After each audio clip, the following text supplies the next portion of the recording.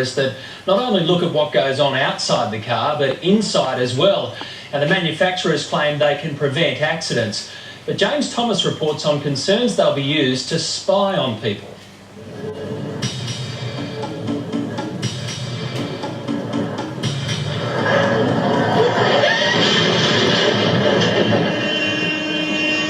This device will save your life.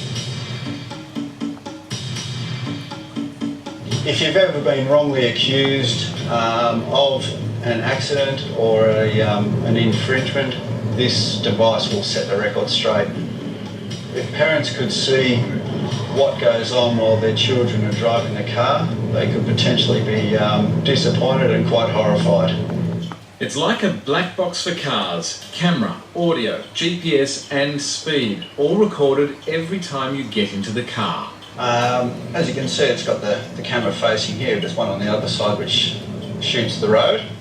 Mark Dudman sells these in-vehicle camera systems. He contends that they're making driving safer.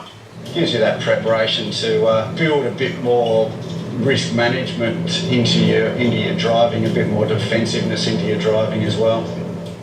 Companies with fleets of truck and bus drivers use the systems.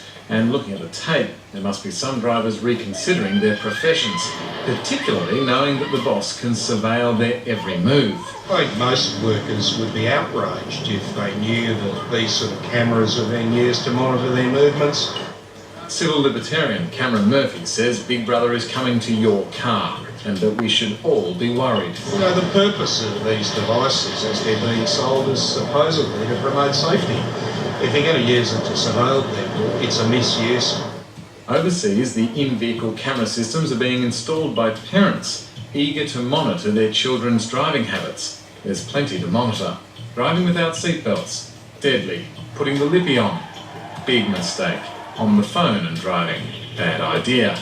And inexperience and not paying attention, ouch. If you were, say, a mum and dad and you wanted to have a look how your child operates your vehicle, you can obviously see where their hands are, what they're doing with checking mirrors. Not everyone believes that these cameras help. Recording this will not stop this. Racing legend Ian Luff wants the focus to be on avoiding the accident rather than recording how it happens.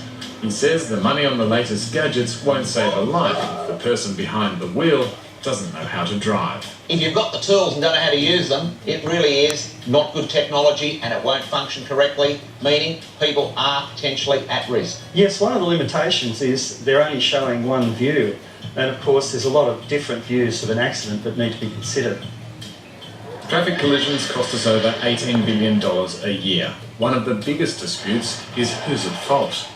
Robert Bryden from Bryden's Lawyers thinks that while the drive cam may now be your best friend, it won't take much to turn it into your worst enemy. I don't think they're going to help drivers very much at all, and in fact there's risks. You could just imagine a government in the future connecting them up by wireless technology and using them to fine people for doing 62 kilometres in a 60 zone. So there's some real risks in privacy and that sort of thing.